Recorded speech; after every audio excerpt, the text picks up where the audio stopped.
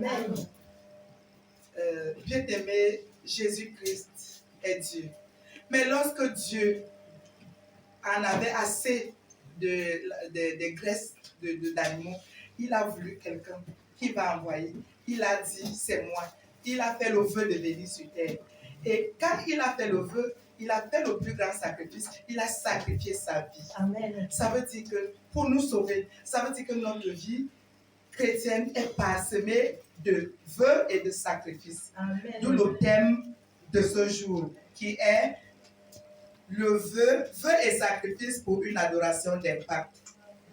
Mais nous ne pourrons développer ce thème, nous ne pourrons parler de lui si on ne définit pas les thèmes qui le constituent.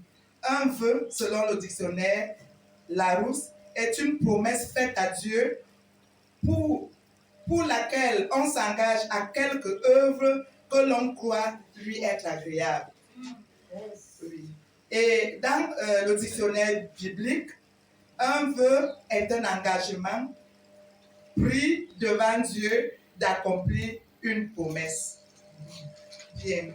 Un sacrifice est une offrande nécessaire pour s'approcher de Dieu. En tant que croyants spirituels que nous sommes aujourd'hui, nous sommes invités à offrir la louange, selon Hébreux 13 au verset 15. Nos biens, selon Hébreux 13 au verset 16, vous allez lire à la maison. Notre corps, selon Romains 12 au verset 1, pour témoigner l'abondance de notre reconnaissance à Dieu. Mais le texte d'aujourd'hui est tiré du livre de Deutéronome. Nous allons lire Deutéronome 12, verset 1 à 13. Verset 11 à 13, je vais dire. Verset 17 à 18 et verset 26. Je lis. Deutéronome 12, verset 11 à 13. Il est écrit. Alors, il y aura un lieu que l'Éternel, notre Dieu, choisira pour y faire résider son nom. C'est là que vous présenterez tout ce que je vous ordonne, vos holocaustes, vos sacrifices, vos dîmes, vos prémices et les offrandes choisies que vous ferez à l'Éternel pour accomplir vos vœux.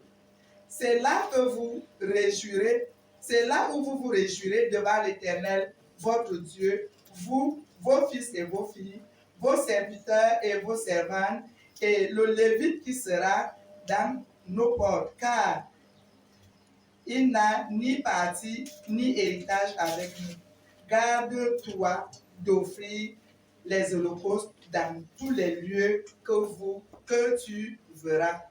Bien-aimés, dans ce premier passage, Dieu nous demande que dans la maison de l'Éternel, et cette maison pour nous, c'est El Bethel, c'est là où nous devons faire des vœux. Nous devons faire des sacrifices également, parce qu'il n'y a pas de vœu sans sacrifice. Si nous prenons l'exemple de Jésus-Christ, qui a pris le vœu de venir sur terre nous sauver et de sacrifier sa vie, ça veut dire que nous devons prendre les vœux nous aussi durant notre marche chrétienne, par rapport à notre église, à El Bethel, par rapport à nos familles, par rapport à partout, parce que l'église c'est partout, l'église c'est nous. Nous devons donc prendre les vœux. Alors depuis que tu as donné ta vie à Dieu, je vais te demander, toi chrétien de la fondation chrétienne de la parole de Dieu, tu as pris quel vœu? Tu as fait quel sacrifice pour ce vœu? Si par exemple, tu as une tâche à l'église, oui, tu as pris le vœu d'accomplir cette tâche-là. Peut-être que tu le fais, mais quel est le sacrifice? Nous avons vu une servante de l'Éternel dans la Bible, du nom de Anne. Son mari lui donnait les doubles portions qu'elle sacrifiait, mais sa situation ne changeait pas. Sa situation a changé quand elle a pris le vœu. Comme pour dire que le vœu et le sacrifice donnent une bonne adoration à Dieu et poussent Dieu à agir. Si nous voulons voir notre situation changer, bien-aimés, dans la maison de l'Éternel, faisons au-delà de nos efforts. Prenons des vœux. Je vais faire ci, je vais faire ça. Mais n'attends pas que pour que tu fasses cela, il faut qu'on te donne de l'argent. Si tu es chanteur, par exemple, il n'y a pas de micro. Il faut investir pour ça. C'est le sacrifice, c'est le prix à payer. Si tu es peut-être, tu nettoies le sol, n'attends pas qu'on vienne te donner ceci. Si tu es secrétaire, n'attends pas qu'on te donne le cahier. Investis dans la maison de Dieu. Dieu nous demande à cette saison de ne seulement pas prier, de prendre les vœux et d'agir. C'est ça une adoration d'impact. Une adoration au Dieu véritable. Ne dépendons pas de nous. Bien-aimés, regardons nos tenues. Nous sommes belles, nous sommes beaux tous les dimanches. Nous nous investissons pour ce qui est périssable. Mais pour Dieu, est-ce qu'on s'est posé la question? Depuis que je suis ici, là, depuis que l'année a commencé, est-ce que j'ai déjà donné 5 000 à Dieu? Pourtant, nous mangeons pour 5 000, nous nous habillons pour 5 000, nous nous coiffons pour plus de 5 000. Dieu nous demande de changer cette manière de faire. Amen. Dieu nous demande aujourd'hui de changer. Si nous voulons le voir à l'œuvre, il faut qu'on fasse les vœux et les sacrifices. Changeons la manière d'être. Varions avec Dieu. Yes. Dieu est un Dieu diversifié. Il est un Dieu pluraliste. Pourquoi nous sommes monotones? Et dans le verset 17 à 18, il dit, seulement vous ne mangerez pas le sang.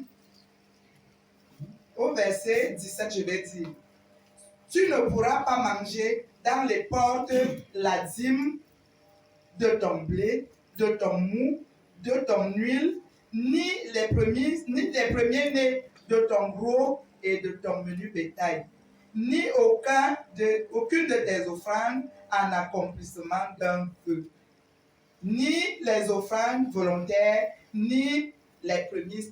Bien aimé, on a toujours dit que la grâce ne nous permet pas de payer les offrandes, ne nous permet pas de donner les dîmes. C'est un mensonge. Si Jésus-Christ est la grâce, il est venu accomplir l'ancienne alliance, ça veut dire que nous devons continuer. Et je veux vous dire quelque chose.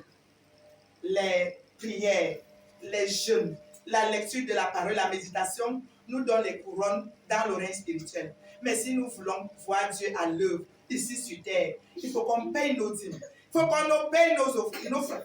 On a dit quelque part que le sacrificateur qui a la bonne ne fait pas part. Il vit de ça. Bien aimé, revenons à la bonne mentalité. Abandonnons ce qui est dehors là. Revenons à la vie sacrificielle. Nous ne pouvons pas donner nos vies comme Jésus-Christ a donné, mais nous pouvons donner nos biens. Oui, on nous a dit là que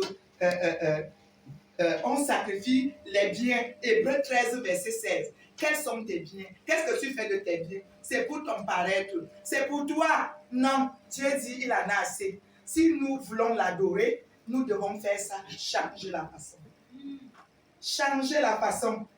Et nous sommes au verset 26 de notre texte qui dit, mais les choses que tu voudras consacrer et les offrandes que tu feras en accomplissement d'un vœu, tu iras les présenter au lieu qu'aura choisi l'Éternel. Bien aimé, le lieu de tes offrandes, c'est ici. Il y a quelqu'un qui a dit que si moi je donne ma dîme à quelqu'un de dehors, n'est-ce pas, j'ai payé la dîme, c'est faux. Si tu payes la dîme, peut-être un cas se présente, tu as de l'argent de la dîme, il faut donner. Mais sache que tu es redevable, viens payer ici. Viens payer ici. C'est ce lieu peut-être que Dieu a choisi pour toi. Revenons, bien-aimés, revenons à la tactique. Cessons de prier pour nous-mêmes et laisser l'œuvre de Dieu sombrer.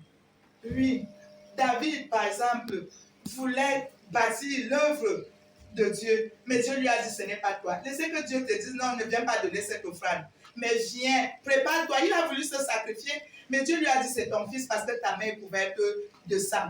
Bien-aimé, Dieu nous appelle à revenir à lui. Dieu nous appelle à de bons sentiments.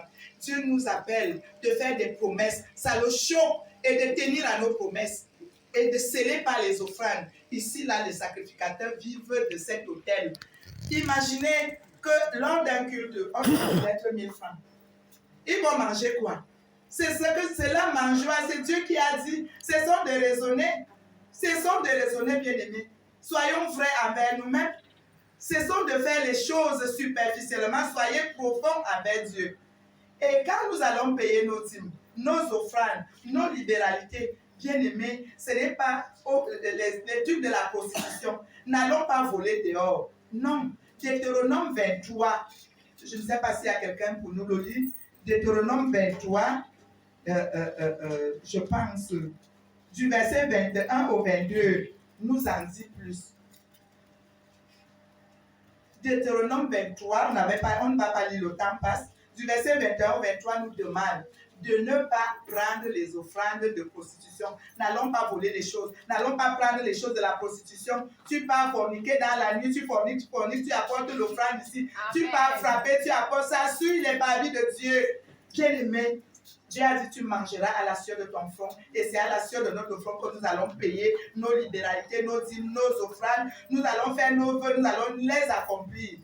Nous allons, par exemple, pour les jeunes là, ils n'ont pas d'argent, ils peuvent faire le vœu de la virginité, il y a les vœux d'obéissance, il y a les vœux de chasteté, il y a les vœux, beaucoup de vœux. Bien aimé, chacun a à donner. Et nous allons donner pour adorer Dieu en esprit et en vérité. Je vais finir cet enseignement par mon témoignage. Bien aimé, Acte 2, verset 42, nous demande d'être unis. Bien aimé, je suis arrivée dans une famille, je bénis Dieu pour ça. Je n'avais jamais fêté mon anniversaire de toute mon existence, jamais de la vie. Je n'avais jamais eu un cadeau, ni en famille, ni du dehors. Mais ici, là, par la famille que nous sommes, les gens se sont sacrifiés. Les gens ont payé le prix. Les gens m'ont donné les cadeaux. Je rends grâce à Dieu pour cette famille dans laquelle je suis. Et je vous exhorte à continuer, à faire autant, à faire plus parce que nous sommes une famille, la meilleure qu'il soit. Que le nom de Dieu soit glorifié. Amen. Amen.